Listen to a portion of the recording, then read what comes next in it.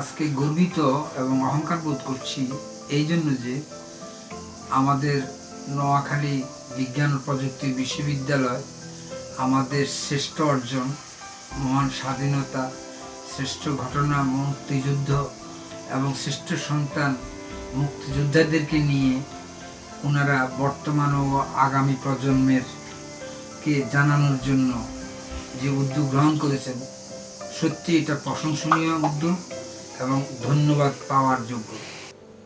পাশাপাশি আমার আজকে স্মরণ পড়ে 1971 সালে 7ই ডিসেম্বর নোয়াখালী হানাদার মুক্ত হয়।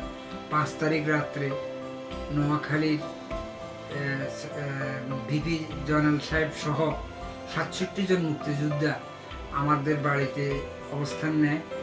ওনারা আসেন রাত্রে প্রায় 11টা কি 11:30টার সময়। আইসেই বলতেছে আমরা থাকবো এবং আমাদের খাওয়াইতে হবে। সেই স্মৃতি বড় মানে একদিক দিয়ে করুণ, আরেকদিক দিয়ে বড় মানে গর্ববোধ।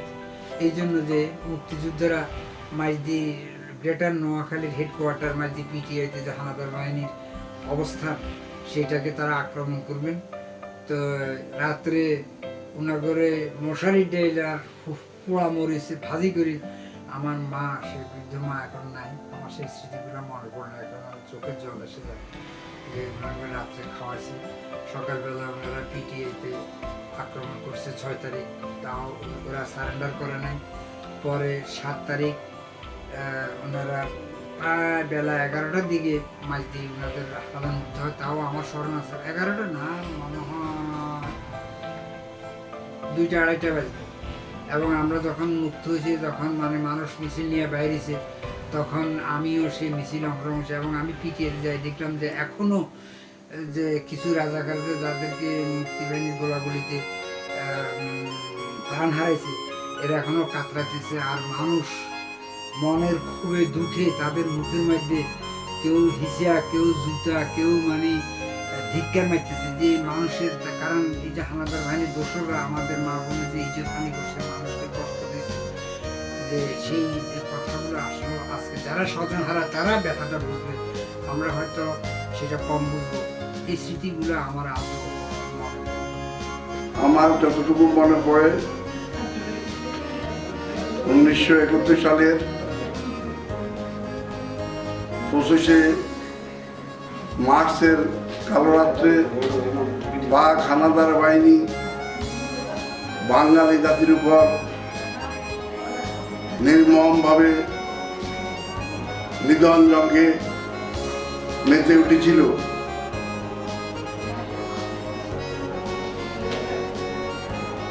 ছাব্বিশে মার্চ বঙ্গবন্ধু স্বাধীনতা ঘোষণা করার পর ওনাকে গ্রেপ্তার করে পাকিস্তানি হানাদার বাহিনী পশ্চিম পাকিস্তান নিয়ে যায়। শুরু হলো মুক্তিযুদ্ধের দামামা বেজে উঠলো সারা বাংলাদেশে। বাঙালি জাতি যার যা কিছু আছে ছিল তা নিয়ে মাঠে ঘাটে পথে প্রান্তরে ঝাঁপাইয়া পড়ে পাক বাহিনীকে প্রতিহত করার চেষ্টা করেন। আজ জননেত্রী মাদার অফ হিউম্যানিটি সুচারুরূপে দেশ পরিচালনা করিতেছেন। আজকে আমাদের উচিত আমাদের প্রজন্মকে, বাংলাদেশের নব প্রজন্মকে শিক্ষা দীক্ষায় জ্ঞান গরিমায় উদ্বুদ্ধ করে একটা সুষ্ঠু সমাজ ব্যবস্থা গঠনের জন্য নতুন প্রজন্মের মাঝে আমাদের কাজ করা একান্তই উচিত। ছাত্র সমাজ, জাতি ছাত্র সমাজের কাছে অনেক প্রত্যাশা করে, আমরা মুক্তিযোদ্ধারা অনেক প্রত্যাশা করি নতুন প্রজন্মকে সুন্দরভাবে গড়ে তোলার জন্য সর্বত্র সর্বক্ষেত্রে আমাদের প্রত্যাশা। নোয়াখালীতে আজকে আওয়ামী লীগের সাধারণ সম্পাদক জনাব ওবায়দুল কাদের সাহেব আমাদের সাথে একসাথে ট্রেনিং দিয়েছে। এই প্রশিক্ষণের বঙ্গবন্ধু শেখ মুজিবুর রহমানের সাথে তৎকালীন ইন্দিরা গান্ধী সরকারের সাথে একটা মোটামুটি একটা চুক্তি ছিল যে আমার কিছু নেতা বাংলাদেশ থেকে ভারতে যাইয়া প্রশিক্ষণ গ্রহণ করে গেরিলা প্রশিক্ষণের মাধ্যমে আরো প্রশিক্ষণার্থী বাংলাদেশে তৈরি করে আমরা এই দেশে পশ্চিমাদের বিরুদ্ধে একটা আন্দোলন গড়ে তুলব। সেই সুবাদে এই প্রশিক্ষণ, সেই প্রশিক্ষণে এই নোয়াখালী জেলার আমি প্রথম ধন্যবাদ জানাই, এখনো জীবিত আছে নোয়াখালী জেলা, গ্রেটার নোয়াখালী জেলার মুজিব বাহিনীর কমান্ডার সাবেক সংসদ সদস্য জনাব মামুনুর রহমান বেলায়েত সাহেবকে আমি ধন্যবাদ জানাই। নতুন প্রজন্মের প্রতি আমাদের আহ্বান থাকবে এই মুক্তিযুদ্ধে এটা অপশক্তি যেন মাথা ছাড়া দিয়ে না উঠতে পারে, তাই আমরা অনুরোধ করব এইটাকে ধারণ করার জন্য। সঠিক ইতিহাস ধারণ করে আপনারা মুক্তিযুদ্ধের ইতিহাসকে সমুন্নত রেখে দেশকে আগিয়ে নেবেন, কারণ নতুন প্রজন্মরা আগামী দিনের কান্ডারি, আজকের শিশু আগামী দিনের ভবিষ্যৎ, এটা আমি আশা করি তাদের কাছে। মুক্তিযুদ্ধের ইতিহাস আসলে অনেকে অনেকভাবে বলে। মুক্তিযুদ্ধের ইতিহাস আমি যখন পড়ি তখন আমার কাছে বিস্ময় প্রকাশ হয়। কেউ সঠিকভাবে লেখে আর কেউ নিজের ইচ্ছা মতো লেখে। মুক্তিযুদ্ধের ইতিহাস তো একদিনে সৃষ্টি হয়নি। 52 ভাষা আন্দোলনকে কেন্দ্র করে আস্তে আস্তে আস্তে আস্তে এটা স্বাধীনতা আন্দোলনে রূপ নিয়েছে। 26শে মার্চের পরে আপনার 7ই মার্চের পরে আমাদের প্রস্তুতি ছিল। তার চমনিতে আমরা মার্চের 23 তারিখে রেলওয়ে মাঠে জাতীয় পতাকা, এখন যে পতাকা এটা তো তখন ছিল না, আমি নিজে হাতে ওই পতাকা তৈরি করছি অত্যন্ত সতর্কভাবে। ওই পতাকা তৈরি করি রেলওয়ে মাঠে নুরুল হক সাহেব, নোয়াখালী জেলা আওয়ামী লীগের সেক্রেটারি নুরুল হক সাহেব, ওই পতাকা রেলওয়ে মাঠে কয়েক হাজার লোক ছিল সেখানে উড়াইছি এবং পাকিস্তানি পতাকা খুলে ফেলছি। বিএলএ 2 ভাগে প্রশিক্ষণ দিছে, একটা হইল তান্দুয়া, ভারতের উত্তরপ্রদেশের তান্দুয়া, আর আরেকটা হইল হাফলং, আসাম। এই 2 ভাগে প্রশিক্ষণ হয়েছে। আর এগুলো সাধারণ ছাত্র শ্রমিক যারা ছিল বিক্ষিপ্ত, এদের নাম দিছে এপেপ। আর আর্মিরা ভিন্ন কমান্ডে ছিল। আমরা স্বাধীনতার সুবর্ণ জয়ন্তী পালন করতে যাচ্ছি। একই সময় আমরা মুজিব বর্ষের শতবর্ষ আমরা উদযাপন করছি। বঙ্গবন্ধু বাঙালি জাতির শ্রেষ্ঠ সন্তান, 1000 বছরের শ্রেষ্ঠ বাঙালি। আজ থেকে 1 শতাব্দী পূর্বে অবিভক্ত বাংলা পূর্ব পাকিস্তানের বৃহত্তর ফরিদপুরের গোপালগঞ্জের টঙ্গীর পাড়ায় এক সম্ভ্রান্ত মুসলিম পরিবারে শেখ মুজিবুর রহমান জন্মলাভ করেন। নোয়াখালীর যেসব ছাত্র যুবকেরা যুদ্ধে অংশগ্রহণ করার জন্য, প্রশিক্ষণ নেওয়ার জন্য ভারতে যেতেন, এদেরকে সংগঠিত করে একত্রিত করে যে আমরা ভারতে নিয়ে যেতাম। আমাদের একত্রিত হওয়ার প্রধান স্থানটি ছিল কানকিরহাট, কেশারপাড়, চাচুয়া, হাটিরপাড়, মজিরখিল। এখান থেকে আমরা পূর্ব দিকে মতন, সাতবাড়িয়া, বক্সগঞ্জ, বনমতি হয়ে চোট্টাগালা হয়ে আমরা সুদূর আগারতলা গিয়ে পৌঁছতাম।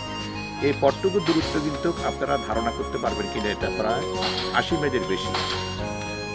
আমরা এই পথটি পাড়ি দিয়েই যুদ্ধকালীন সময়ে আমি এবং আমার সহকর্মীরা যাতায়াত করেছি 66 বার। অর্থাৎ আমরা 66 বার গিয়েছি, 66 বার আসছি আমাদের উপর অপ্রিয় দায়িত্ব পালন করার জন্য। এই যে শত শত যুদ্ধের কৌশল নির্ণয় করা, যুদ্ধের সময় নির্ধারণ করা, যুদ্ধের যে আপনার সরঞ্জাম জোগাড় করা এবং হিট অ্যান্ড রান, আঘাত করি আবার পিছিয়ে আসা, আবার আঘাতের পরে প্রতি আঘাতের জন্য প্রস্তুত হওয়া, এটা আমি যেই আমার সামান্য যে বয়স, আমার যে জ্ঞান, যে লেখাপড়া করেছি, এই সুবেদার লুৎফর রহমান অনারারি ক্যাপ্টেন, আমি তার বিরল। আমরা কিন্তু এই পাকিস্তানি সেনাবাহিনীর মতো ওইভাবে ট্রেনিং প্রাপ্ত ছিলাম না, কিন্তু এদেশের জনগণ শুধু এই আন্দোলন সংগ্রামের মাধ্যমে পাকিস্তানি বাহিনী এবং পাকিস্তানি বাহিনীও পাকিস্তান আমাদের উপরে যে জুলুম অত্যাচার করেছে, শোষণ বঞ্চনা করেছে, নির্যাতন করেছে, সে সমস্ত নির্যাতনের বিরুদ্ধে রুখে দাঁড়ানোর জন্য আমরা সেদিন প্রস্তুত হয়েছিলাম এবং সেটা বাংলার মানুষ রুখে দাঁড়িয়েছে, এবং রুখে দাঁড়িয়েছিল ছাত্র সমাজ। ছাত্র সমাজ সেদিন যেই ভূমিকা রেখেছে, শ্রমিক সমাজ যে ভূমিকা রেখেছে, বাংলার মানুষ যে ভূমিকা রেখেছে, সেই ইতিহাসকে আজকে প্রযুক্তি বিশ্ববিদ্যালয় যে উদ্যোগ নিয়েছে, এই উদ্যোগের কারণে আবার পুনঃপ্রচারের মতো একটা ব্যবস্থা হয়েছে। আমি মনে করি এটা একটা মহৎ উদ্যোগ। এই মহৎ উদ্যোগ মহতি লোকেরাই গ্রহণ করে, মহতি লোকেরাই আগামী ভবিষ্যতের শিক্ষা দিতে পারবে, এবং আমি মনে করি এ দেশেরও জন্য এটা আগামী জন্য সবার মনের মধ্যে একটা বাস্তব দিক আসবে। বিভিন্ন এলাকায় যত প্রতিবন্ধকতা আসছে, আমরা ক্যাম্প করছি, সেগুলোর থেকে আসার পরে বসুরহাট থানায় আমরা আক্রমণ করি। আক্রমণ করতে আমাদের যুদ্ধ করতে হয় না, কারণ ওখানকার ওসি হান্নান তখন আমাদের কাছে সারেন্ডার করছে অস্ত্রশস্ত্র সহ। সারেন্ডার করার পরে যখন তারা সারেন্ডার করছে তখন আর যুদ্ধের প্রয়োজন নেই। ওরা সারেন্ডার করার পরে আমরা ওই থানায় আসি। 1971-এর মহান মুক্তিযুদ্ধে আমাকে দায়িত্ব দেওয়া হয় হাতিয়া থানার কমান্ডারের দায়িত্ব পালন করার জন্যে। আমাদেরকে দায়িত্ব দেওয়া হয় নোয়াখালীর বিভিন্ন অঞ্চলে মুক্তিযুদ্ধে সংগঠিত করার জন্য। কারণ 7ই মার্চের ভাষণে আমরা পরিষ্কার ধারণা পেয়েছিলাম যে আমাদেরকে লড়াই করতে হবে। ঢাকা বিশ্ববিদ্যালয় যেদিন আক্রান্ত হয় 26শে মার্চ রাত্রে, আমি সেদিন ঢাকাতেই ছিলাম, এবং আমরা এখান থেকে অতি কষ্টে এই বুড়িগঙ্গা পার হয়ে আপনার এই যে হেঁটে পদব্রজে আমরা হাতিয়া পৌঁছতে আমাদের 15 দিন লেগেছে। এখানে একটা বিষয় বলা উচিত, আমরা যে পথ দিয়ে গেছি, যে গ্রামে ক্রস করেছি, মানুষের এত ভালোবাসা, বাংলাদেশের মানুষের এই যে আমাদের প্রতি সমর্থন, প্রতি বাড়িতে মানুষ মনে হয় যেন খাওয়া নিয়ে বসেছিল, যে মামার বাড়ির সামনে দিয়ে হয়তো এরা ঢাকা থেকে যারা ভেগে যাচ্ছে তারা যাবে। এজন্য যে বাড়িতেই যার সমর্থন ছিল এগুলি নিয়ে তারা খাদ্য, বস্ত্র, এমনকি বাসস্থানের আয়োজন করেছে। হাতিয়ার প্রেক্ষাপটটা ছিল খুব ইম্পর্টেন্ট। যুদ্ধ যখন চলতে থাকে তখন এক সময় ঘোষণা আসলো 7ম নৌবহর বঙ্গোপসাগর দিকে ধেয়ে আসে। সেখানে কারা যাবে, কে যাবে, এর জন্য বিশেষভাবে একটা টিম গঠন করা হয় আমার নেতৃত্বে। প্রথমে আমরা 18 জন গেরিলার এই টিমের একটা ইউনিট নিয়ে হাতিয়াতে যাই, এবং প্রচুর গোলা বারুদ দেওয়া হয় আমাদেরকে। আসম আব্দুর আমাদের অধিনায়ক ছিলেন তখন, এবং আমাদেরকে বলা হয় যে সেখানে এই আমেরিকান 7ম নৌবহর যদি ল্যান্ড করে, এই যুদ্ধ অর্গানাইজ করার জন্য গেরিলা পদ্ধতিতে যুদ্ধ করতে হবে। এবং ইন দ্য মিন টাইম আমরাও খবর পেলাম আগস্টের আগেই সেখানে শতাধিক রাজাকারকে প্রশিক্ষণ দেওয়া হয়েছে আমাদেরকে মুক্তিযুদ্ধের ফেস করার জন্য। আমাদের দায়িত্ব ছিল 16ই আগস্টের আগে হাতিয়াকে আক্রমণ করা, এবং সেই প্রেক্ষিতে আমরা অনেক চেষ্টা করি, কিন্তু আক্রমণটার কৌশলগত কারণে আমাদেরকে পিছিয়ে যেতে হয়। তবে শেষ পর্যন্ত 29 অক্টোবর এটা ছিল হাতিয়া মুক্ত প্রথম, নোয়াখালী জেলার মধ্যে হাতিয়া থানা প্রথম মুক্ত হয়, এবং সেটাই আমরা কৌশলগতভাবে হাতিয়াকে মুক্ত করে ফেলি 29 অক্টোবর। নোয়াখালী জেলার প্রথম থানা, এবং সেখানে প্রচুর গোলাবারুদ পাই, প্রায় 2 শতাধিক রাইফেল, ব্যানার, বুনুট পাই, এবং আমরা এই 47 জন ইন্ডিয়ান ট্রেনের সাথে শতাধিক মুক্তিবাহিনীকে আমরা যোগ করে হাতিয়াতে প্রায় 200 মুক্তিবাহিনীর একটা টিম গড়ে তুলি। তৎকালীন পূর্ব পাকিস্তান বর্তমান বাংলাদেশের বিরুদ্ধে তাদের ষড়যন্ত্র অব্যাহতভাবে চলতে থাকে। এই ষড়যন্ত্রের হাত থেকে বাঁচার জন্য বঙ্গবন্ধু 1966 সালে তার 6 দফা কর্মসূচি ঘোষণা করেন।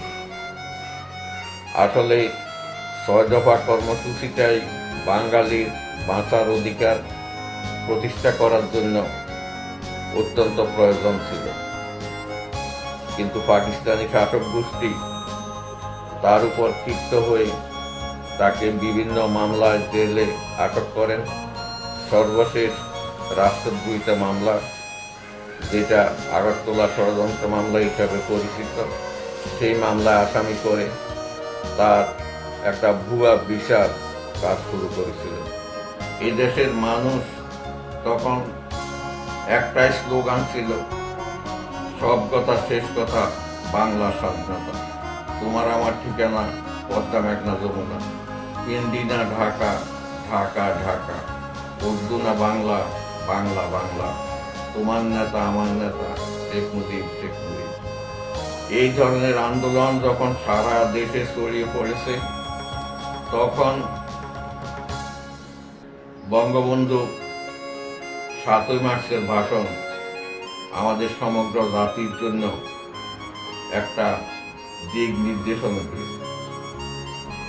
কেমন করে শত্রুর মোকাবেলা করতে হবে, কেমন করে নিজেদের অধিকার প্রতিষ্ঠা করতে হবে, আক্রান্ত হলে কিভাবে প্রতিরোধ করতে হবে, সব দিক নির্দেশনা দিয়ে তিনি সর্বশেষ বলেছিলেন, এবারের সংগ্রাম আমাদের মুক্তির সংগ্রাম, এবারের সংগ্রাম স্বাধীনতার সংগ্রাম।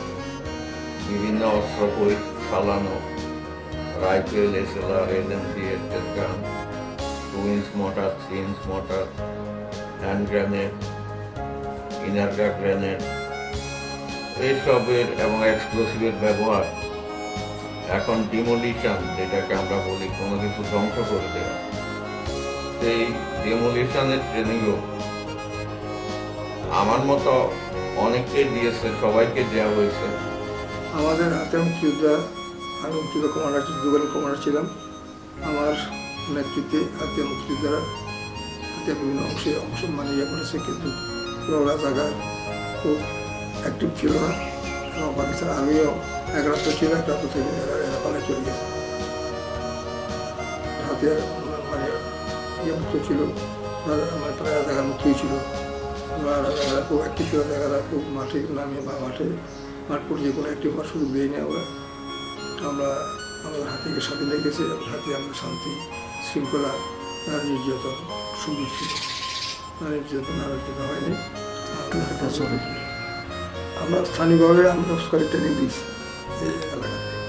ট্রেনিং দিয়ে আমরা এদেরকে, এরা তো খুব সন্ত্রস্ত ছিল, এরা খুব সাহসী নিয়ে মানে এলাকায় আসতে পারে। আমরা সবাই জনগণ নিয়ে আমরা প্রতিহত করছি। বঙ্গবন্ধু আমাকে খুব স্নেহ করতেন। আমি ঢাকা ইউনিভার্সিটি থেকে ছাত্রটি করতাম, ওখান থেকে আমার সঙ্গে আমার পরিচয় ছিল ঢাকা ইউনিভার্সিটি। সেই থেকে উনি আমাকে আমার চিন্তা ভাবনাতে আসি। উনি 7ই মার্চের ভাষণে আমি খুব কাছে ছিলাম, প্রায় 15 বছর ধরে ছিলাম। উনি এই বাড়ি কবে যাবি, আমার দেখা হলে বাড়ি কবে যাবি, কালকে বা পরশু যাবো, মার কাছে সালাম দিস, তোর মায়ের কথা বলতেন না, কিন্তু মার কাছে সালাম দিস। অত্যন্ত আমার স্নেহ করতেন। মুক্তিযুদ্ধে ঢাকা বিশ্ববিদ্যালয়ে আমাদের ছাত্ররা অনেকে অংশগ্রহণ করে, আমি তাদের মধ্যে একজন। আমরা ভারতের উত্তরপ্রদেশে টান্ডুয়া ক্যাম্পে আমরা প্রশিক্ষণ নেই এবং তারপরে নোয়াখালীতে এসে আমরা পাকিস্তান হানাদার বাহিনীর বিরুদ্ধে সংগ্রাম আরম্ভ করি। তার মধ্যে একটা হলো, একদিন ভোর রাত্রে আমাদের একজন মুক্তিযোদ্ধাদের ক্যাম্প ছিল সেনবাগের কেশারপাড়া গ্রামে। আমরা পাকিস্তান আর্মি তাদেরকে আক্রমণ করে, ভোর রাত্রে আমার কাছে খবর আসার সাথে সাথে আমরা তাদেরকে পাল্টা আক্রমণ করি এবং সেই আক্রমণে পাকিস্তান আর্মি কয়েকজন তাদের সেনা নিহত হয় এবং আমাদের পক্ষ কয়েকজন আহত হয়। এই ঘটনার 1 ঘন্টার মধ্যেই ফেনী থেকে পাকিস্তান আর্মির রিইনফোর্সমেন্ট হয় এবং তারা আমাদেরকে আক্রমণ করতে সাহস করে নাই। ভিতরে এসে তাদের কিছু শুধু সেনাবাহিনীর ডেড বডি নিয়ে যেতে হয়েছে, আর আমাদের একজন মুক্তিযোদ্ধ নিহত হয়নি। তবে তারা যাওয়ার সময় আমাদের সাধারণ মানুষ 2-3 জনকে নির্মমভাবে হত্যা করে। সেলুনিয়া যুদ্ধে পাকিস্তান আর্মির মোকাবিলা করে এবং তারা পরাজিত হয়ে সেখান থেকে পালিয়েছে। ঠিক একইভাবে এই আমাদের যখন সোনাইমুড়ি এবং চৌমুড়িতেও মুক্তিযুদ্ধের শেষের দিকে আমরা আক্রমণ চালাই এবং তারপরে আমরা নোয়াখালী জেলা হেডকোয়ার্টারে আমরা আক্রমণ চালাই। আর কানকিরহাটের এই এলাকাটা, এই গ্রামটাই আমাদের ভারতে যাওয়ার এবং মুক্তিযোদ্ধারা ট্রেনিং নিয়ে ফিরে আসার, এখানে তারা প্রথম আসতো এবং এখান থেকে তারা আমাদের সারা নোয়াখালী জেলার, বিশেষ করে বর্তমান নোয়াখালী এবং লক্ষ্মীপুর দিকে তারা যেত। আর ফেনীর যারা, তারা ফেনীতে চলে যেত আমাদের মুজিব বাহিনীর এই মুক্তিযোদ্ধারা। বিস্তারিত আরও মুক্তিযুদ্ধের কাহিনী বলার সুযোগ হয়তো হবে ভবিষ্যতে, যখন হবে আমি নিজেই ব্যক্তিগতভাবে চেষ্টা করব একসময় নোয়াখালী বিজ্ঞান প্রযুক্তি বিশ্ববিদ্যালয়ে শিক্ষকবৃন্দ এবং তাদের এই ছাত্রছাত্রীরা তাদের সাথে একসময় দেখা করে, আশা করি একদিন আপনাদের সাথে দেখা করে সামনাসামনি আরও কিছু আলোচনা করতে পারবো আমাদের মুক্তিযুদ্ধের সম্বন্ধে। সবাইকে ধন্যবাদ। আমার উপরে যেটা দায়িত্ব ছিল সেটা ছিল ফেনীর ভূগোলিক অবস্থানের কারণ। আপনি যে চিটং থেকে, সেদিন চিটংয়ে সোয়াব জাহাজ থেকে বিভিন্ন জাহাজ খালাস হচ্ছিল, বাড়তি শূন্য এবং আর্মসে গোলা বারুদ, আর্মসে মুনিশন সেদিন চট্টগ্রামে খালাস হওয়ার পরে তারা প্রয়াস চালাচ্ছিল ফেনীর উপর দিয়ে। আপনারা জানেন ফেনী ঢাকা রেল লাইন এবং হাইওয়ে প্যারালাল রান করে ঢাকা পর্যন্ত। আমার উপর নির্দেশ ছিল জাফর ইমাম একটা পিপিলিকেও যেন ফেনীর উপর দিয়ে না যেতে পারে। এই জন্য আমি সেই প্রস্তুতি গ্রহণ করেছিলাম যে ফেনীর উপর দিয়ে একটা পিপিলিকেও যেতে দেব না। সেদিন শপথ নিয়েছিলাম আমরা মুক্তিযোদ্ধারা নোয়াখালী একই সম্পূরক কাজ করবো একে অন্যকে, এমনভাবে যুদ্ধ পরিচালনা করবো, প্রত্যেকটা যুদ্ধ, প্রত্যেকটা গেরিলা যোদ্ধা, সমর যোদ্ধা যেন সম্পূরক, একে অন্যের সম্পূরক যেন হয়, যেমন পুরো রণাঙ্গন যেন উত্তপ্ত হয়ে ওঠে। তাই হয়েছিল। আমরা ফেনীর উপর দিয়ে, আমি যখন ফেনীর শস্যদী ব্রিজ, তারপর আপনার গুণবতী ব্রিজ, রেল লাইনের উপরে এগুলো আমি ব্লক করলাম, উড়িয়ে দিলাম এক্সপ্লোসিভ দিয়ে। তারপর আপনার চট্টগ্রামে ছিল বাজারনগর ব্রিজ হাইওয়ের উপরে, সেটা উড়িয়ে দিলাম, এবং আরও কালভাস টালভাস সহ অনেক আমরা চেষ্টা করলাম ফেনীর উপর দিয়ে বন্ধ করে totally rail and road communication বন্ধ করে দিলাম। তারপর দেখলাম আরেকটা রুট ছিল তাদের, ফেনী চৌমোহনী চৌরাস্তার মোড় সোনাইমুড়ি হয়ে লাকসাম কুমিল্লা। তারা এখান থেকে না যেতে পারে, সেটা হয়তো ব্যবহার করতে পারে। সেজন্য সেদিন লুৎফুর রহমান, শ্রমিক নেতা রুহুল আমিন, জব্বার, সুরতের জব্বার এবং আমাদের আর্মির প্রায় 30-40 জন আর্ম ফোর্সেস পার্সোনেল, সুবিধা হাবিদা নায়ক এবং প্রায় হাজারের উপরে মুক্তিযোদ্ধা বিভিন্ন কলেজ, চৌমনি কলেজ থেকে বিভিন্ন কলেজ ছাত্ররা, সাধারণ খ্যাত মজুর থেকে নিয়ে শ্রমিক থেকে নিয়ে সবাই একতাবদ্ধ হয়েছিল এই চৌরাস্তার মোড়ে। আবার সাব সেক্টর করে 4 ভাগে ভাগ করেছিলাম চৌমোহনী চৌরাস্তার মোড়ে, 4 দিকে মুখ করে, যেন সেখান দিয়ে ফেনীতে ব্যর্থ হয়ে যেন চৌমোহনী চৌরাস্তার মোড় হয়ে সোনাইমুড়ি হয়ে লাকসাম কুমিল্লা হয়ে পুরো বাংলাদেশে যেন তারা বাড়তি সৈন্য এবং যুদ্ধ সরঞ্জাম যেন না নিয়ে যেতে পারে। স্বাভাবিকভাবে 50 বছর পূর্তিতে আমরা যদি মুক্তিযুদ্ধের স্মৃতিচারণে যাই, এটা আমাকে অনেকটা আবেগ আপ্লুত করে। কারণ আজ থেকে 50 বছর আগে যে ঘটনাগুলো ঘটেছিল, সেই ঘটনাগুলোকে ঠিক এই আমলে সেভাবে বর্ণনা করা অত্যন্ত কষ্টকর একটা জিনিস। আপনারা জানেন যে সে আমলে আমাদের দেশে টেলিফোন ছিল না, ইলেকট্রনিক মিডিয়াগুলো ছিল না, সুতরাং তথ্য প্রবাহ অনেক কম ছিল। আমরা 1971 সালের মার্চ মাসের উত্তাল সে মার্চ মাসের খবরগুলো আমাদের শুধুমাত্র রেডিওর মাধ্যমে জানতে হতো। সুতরাং মুক্তিযুদ্ধ শুরুর আগে আমাদেরকে, আমরা যদি এখনকার পত্রপত্রিকাগুলো আমাদের নতুন প্রজন্ম দেখেন, প্রতিটা জাতীয় পত্রিকাতেই 1971 সালের 1 মার্চ থেকে 25 মার্চ পর্যন্ত ধারাবাহিক কী ঘটনাগুলো ঘটেছিল, সে ঘটনাগুলো আপনার লিখিত আকারে বের হচ্ছে। 25 মার্চ কালোরাত্রিতে যখন বাঙালি জাতির উপরে হানাদার বাহিনী ঝাঁপিয়ে পড়ে, 26 মার্চ প্রথম সকাল 10:30 পর্যন্ত আমরা এ সম্বন্ধে খুব একটা বেশি কিছু জানতে পারতেছিলাম না। কারণ তখন তখন রেডিও বাংলাদেশ পাকিস্তান যেটা বলা হতো, ঢাকা কেন্দ্র তখন অনেকটা নিস্তব্ধ ছিল। এবং প্রথম ঢাকাতে যে গণহত্যা চলেছে সে সম্পর্কে আমরা জানতে পারি আকাশবাণীর মাধ্যমে। এপ্রিল মাসের 17 তারিখে যখন গণপ্রজাতন্ত্রী বাংলাদেশ সরকারের অস্থায়ী সরকার যখন শপথ গ্রহণ করে, সেদিন থেকে দিন 3 পরে আমি তখন বুড়িচং অবস্থান করছিলাম। কুমিল্লার বুড়িচং একটা সীমান্তবর্তী এলাকা, সেখান থেকে 20 এপ্রিল দিকে আমরা ভারতের ত্রিপুরা রাজ্যে আমরা দল বেঁধে যাই। সেখানে আমরা প্রথম ব্যাচ হিসাবে প্রশিক্ষণে অংশগ্রহণ করি এবং 21 দিনের প্রশিক্ষণ শেষে মেলাঘর হয়ে আমরা 2 নম্বর সেক্টরের নির্ভয়পুর সাব সেক্টরে চলে আসি। এখানে 117 জনের মতো আমরা ছিলাম। এই 117 জন মুক্তিযোদ্ধারা তখন কুমিল্লা আপনার 11তম থানাকে রিপ্রেজেন্ট করছিলেন। থানাতে মুক্তিযুদ্ধে এফএফ বাহিনীকে পরিচালনা করার দায়িত্ব আমাদের গ্রহণ করা হয়। নতুন প্রজন্মের কাছে বঙ্গবন্ধুর বাণীগুলো পৌঁছে দিতে হবে, তার মিশন সম্বন্ধে জানতে হবে, তার কন্ট্রিবিউশন সম্বন্ধে জানতে হবে। এই স্বপ্নে সোনার বাংলা যেটা তিনি গড়েছিলেন তারই দুহিতার হাত ধরে এই সোনার বাংলার বিনির্মাণের জন্য যে নিরলস প্রচেষ্টা চলছে একে আরও বেগবান করতে হবে। সুতরাং এখন যারা নতুন প্রজন্ম আমরা আছি, আমরা মনে রাখতে হবে যে এই দেশটা যদি স্বাধীন না হতো তাহলে আমরা বর্তমান পর্যায়ে আসতে পারতাম না। আমরা আশা করব আমাদের নতুন প্রজন্ম এই জিনিসটাকে ভালোভাবে উপলব্ধি করবেন এবং সুখী সমৃদ্ধ বাংলাদেশ গড়ার ভিতরে তারা যার যতটুকু আছে তাই দিয়ে ওনার সক্রিয় অংশগ্রহণ করবেন এবং মুক্তিযুদ্ধের চেতনা যেটা মুখে বললে হবে না, আচরণে এবং উচ্চারণে আমাদের সেটা সম্পর্কে সক্রিয় থাকতে হবে। স্বাধীনতার সুবর্ণ জয়ন্তীতে আমি নোয়াখালী বিজ্ঞান ও প্রযুক্তি বিশ্ববিদ্যালয় পরিবারের সকল সদস্যকে আমার ব্যক্তিগত পক্ষ থেকে এবং বিশ্ববিদ্যালয়ের পক্ষ থেকে শুভেচ্ছা জানাচ্ছি।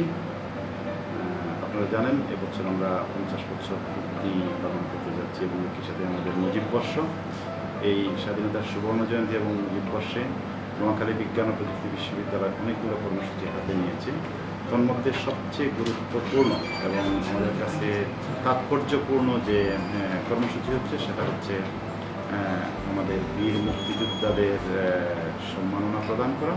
আমরা 7ই মার্চ থেকে শুরু করেছি, আগামী 16ই ডিসেম্বর পর্যন্ত এই মুজিব বর্ষের মধ্যে স্বাধীনতার সুবর্ণ জয়ন্তীতে আমরা এই বীর মুক্তিযোদ্ধাদের সম্মাননা দেব বিভিন্ন পর্যায়ে। এবং এর প্রধানতম উদ্দেশ্য হচ্ছে যারা সরাসরি মুক্তিযুদ্ধে অংশগ্রহণ করেছিলেন তাদের নিজস্ব অভিজ্ঞতা এবং তাদের মুখ থেকে মুক্তিযুদ্ধের গল্প শোনা এবং সেই অনুযায়ী মুক্তিযুদ্ধের প্রকৃত ইতিহাস জেনে আমাদের পরবর্তী প্রজন্মকে মুক্তিযুদ্ধকালীন সময় এবং তৎপরবর্তী বাংলাদেশ গঠন থেকে আজকে পর্যন্ত বাংলাদেশের যে উন্নয়ন হচ্ছে তার পিছনে মুক্তিযুদ্ধের যে অবদান আছে সেই অবদানগুলো সবার মুখে তুলে ধরা, এটাই আমাদের প্রধানতম উদ্দেশ্য। আমি আশা করছি যে এই সময়ের মধ্যে আগামী 16ই ডিসেম্বর পর্যন্ত যে কর্মসূচিগুলো আমরা হাতে নিয়েছি তার মধ্যে নোয়াখালী বিজ্ঞান ও প্রযুক্তি বিশ্ববিদ্যালয়ের সকল স্তরের কর্মকর্তা, কর্মচারী, শিক্ষক, ছাত্রছাত্রী সবাই স্বতঃস্ফূর্ত অংশগ্রহণের মাধ্যমে প্রকৃত ইতিহাসটি অনুধাবন করবেন এবং তাদের মাধ্যমে প্রজন্ম থেকে প্রজন্মান্তরে আমাদের এই মেসেজটুকু সবার কাছে পৌঁছে যাবে। দেশের প্রকৃত ইতিহাস সবাই জেনে বড় হবেন। আমি সবাইকে আবারও স্বাধীনতার সুবর্ণ জয়ন্তীতে অনেক অনেক শুভেচ্ছা জানাচ্ছি। আসসালামু আলাইকুম। প্রিয় নোয়াখালী বিজ্ঞান প্রযুক্তি বিশ্ববিদ্যালয়ের সকলের প্রতি আমার স্বাধীনতার সুবর্ণ জয়ন্তী সময় এবং বঙ্গবন্ধুর জন্মশতবার্ষিকী 101তম বছরে সবাইকে আমার শুভেচ্ছা, অকৃত্রিম ভালোবাসা এবং কৃতজ্ঞতা। আপনারা জানেন বর্তমানে আমি কোভিড-19 আক্রান্ত হয়ে বঙ্গবন্ধু মেডিকেল বিশ্ববিদ্যালয়ে উপাচার্যের অধীনে আমি চিকিৎসাধীন আছি। এখন বিশেষ করে এই স্বাধীনতার সুন্দর জয়ন্তীতে আমার মনে পড়ছে আমাদের মন্ত্রী, আমাদের জনপ্রিয় মন্ত্রী, সাধারণ সম্পাদক, সড়ক পরিবহন সেতুমন্ত্রী, ব্যক্তিত্ব সম্পন্ন জনাব ওবায়দুল কাদের এমপি। আরেকজনের কথা না বললেই নয়, উনি হচ্ছেন হাজী ইদ্রিস। বাংলাদেশে সেই স্বাধীনতার যুদ্ধে তার অবদান অনস্বীকার্য। সম্মানিত জনাব কামাল করিম চৌধুরী, মাহবুব রশিদ কিরণ, শাহজাহান কামাল সহ অন্যান্য এমপিদের বৃহত্তর নোয়াখালী জেলা, যেখানে 30,000 মুক্তিযুদ্ধ সক্রিয়ভাবে অংশগ্রহণ করেছে, অনেকে শহীদ হয়েছে। তাদের আত্মার মাগফিরাত কামনা করি। সবার ত্যাগেই আমাদের এই দেশ অর্জিত হয়েছে, আর সেটা সম্ভব হয়েছে একমাত্র একটি ব্যক্তি, বঙ্গবন্ধু শেখ মুজিবুর রহমান, আমাদের জাতির পিতা, যিনি না হলে বাংলাদেশ হতো না। আবারও আপনাদের সবাইকে আমার এই স্বাধীনতার 50তম বঙ্গবন্ধুর শতবার্ষিকী উপলক্ষে জাতীয় দিবস আবার শুভেচ্ছা জানাচ্ছি। বঙ্গবন্ধুর প্রতি বিনম্র শ্রদ্ধা জানিয়ে ওনার সুযোগ্য কন্যা দেশ রত্ন শেখ হাসিনা বলিষ্ঠ নেতৃত্বে দেশ সুন্দরভাবে এগিয়ে যাচ্ছে। বঙ্গবন্ধু কন্যা আল্লাহর রাস্তায় বুদ্ধিমত্তার সাথে দেশকে চালিয়ে যাচ্ছেন সব দিকে খেয়াল করি। আমরাও চাই ওনার হাতকে বলিষ্ঠ করতে।